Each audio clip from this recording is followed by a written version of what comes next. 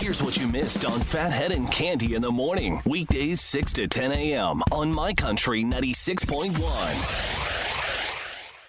My Country 96.1, Phathead, Cande Roth, sunshine today up to 50, looking good. Saturday, we start off good, about dinner time. Heavy rains come in through the overnight. Sunday tapers off early, and then we'll have a good second half of the day on Sunday. So most of that rain is going to be when it gets dark Saturday. If you put Saturday and Sunday together, we'll get one good day.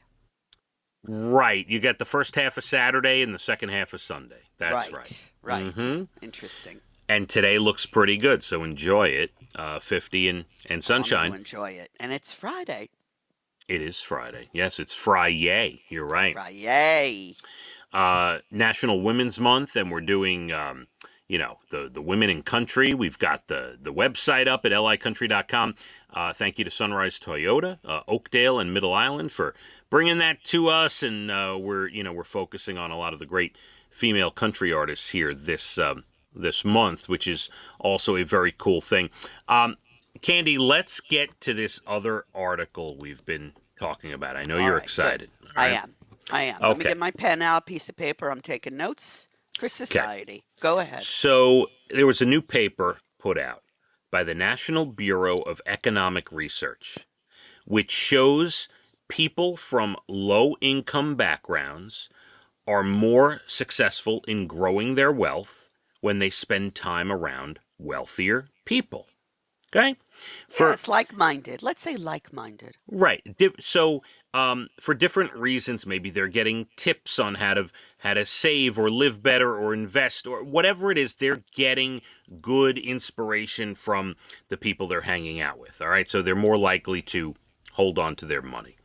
The problem is when there's income inequality, how do you meet those people? Where do you go? Because a lot of times they don't hang out in the same places. Right. This is very useful information.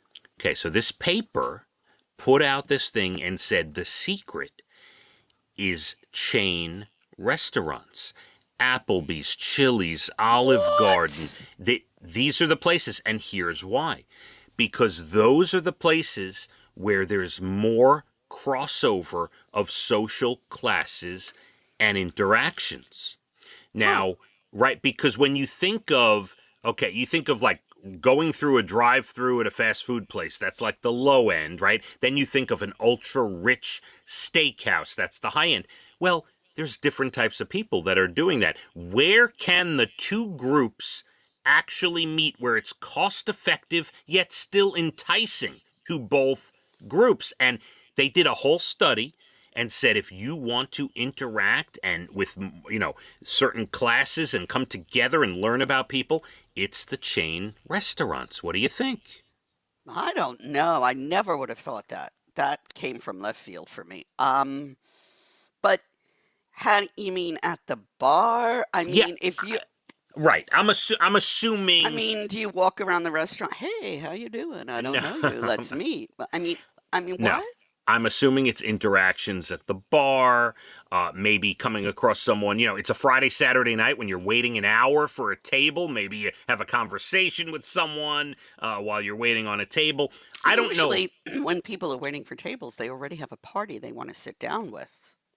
Right. You're making this very difficult for me. I'm not. This was a paper that was put out by this economic place, and this is the quote. The most socioeconomically diverse places in America are affordable chain restaurants. They have the largest positive impact on cross-class encounters through both scale and diversity of visitors. This is from money.com. This is from legitimate sources here. So I'm just giving you the info. I don't know. Why are you so down on the thought? Because I don't see single people mingling in Applebee's. I'm sorry. I don't see it. But it's so you're all right. Maybe you're misconstruing this because, and maybe it's a male-female thing. So back in the day, let's say I was single and I was working at our sister station, Party 105, and I would go sit at the bar at Applebee's and have dinner. And like at the bar, you'd have all walks of life, young people, old people, and you get caught up in conversations, and You you know. do, but let me just say, I would Mhm. never, as a woman, sit at a bar and order dinner. Never have in my entire life by All right. myself. Well, this might be a male-female thing as well. You're right. Hmm. Yeah, it's possible. Interesting. All right, we'll Hmm. see. Okay. All right. So you're not all right, you're not as into the thought. I thought it was an I don't interesting thing. see how it's workable. I mean, maybe if two women are having dinner at the bar, which that's not all that likely either. Two women are going out to dinner. All right, I'm gonna Uh, have to step in here and show okay, people how that's to fine. do it because I don't see this happening. Normally, I'd say, Candy, you're wrong, but today I will say, Candy, you may have a point. Maybe Oh, I will listen to your oh. feedback. All right, I like that. Thank you. All right, let's see how you do with this. It's National Oregon Day today. Have you ever been? I have never been to Oregon. I'd like to go, but I've never been. Alrighty. It's National Peanut Cluster Day. Anything with chocolate and peanuts is fine Now, by when you me. say cluster, what is it clustered with? Yeah, Chocolate? I'm yeah, in. you know the like the peanut clusters. Maybe there's marshmallow in it or Well, there's caramel. peanut brittle. That's a whole different category. Peanut Different. clusters. I'm imagining chocolate. And I'm going to continue to do that. You can stick with that. Yeah, peanut brittle. My father and I used to eat the peanut I brittle used to back in the love that. day. My neighbor used to make her own. It was so good. Hmm. And it's National Proofreading Day today. I could be a proofreader. I I could be agree. an editor. Absolutely. I think I have a true knack for that. Thank you. So now I know a lot of these laptops and computers they do the check for you, but a lot of times Leah will write an essay or do something for school, and she'll say, "Hey, could you look at this? Let me know if the commas are in the right place and the words are spelled right and everything, and I'll go over it." I feel like I'd be a good proofreader in my life. Yes. Hey, our next career. Yeah, that's it's a possibility. You Yeah. always got to look to branch out, Candy. That Absolutely. might be the way to go. All right, some good news stories here to round out your week. I can't believe it's Friday already. Yay.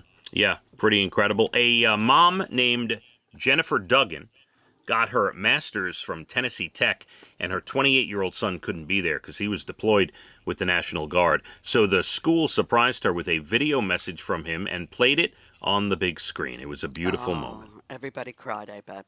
Yes. In 1939, a Chinese-American family in San Diego couldn't find a place to live. Nobody would rent to them. But then a black couple, Emma and Gus Thompson, stepped up to let them rent a place. This is 1939. And eventually buy the place. 85 years later, right? We set the scene, right? Yes. 85 Yes. years later, the family has done well for themselves, and now the original owners' sons of that Chinese American family are paying it forward by selling the house and donating $5 million to scholarships for black college students, This Candy.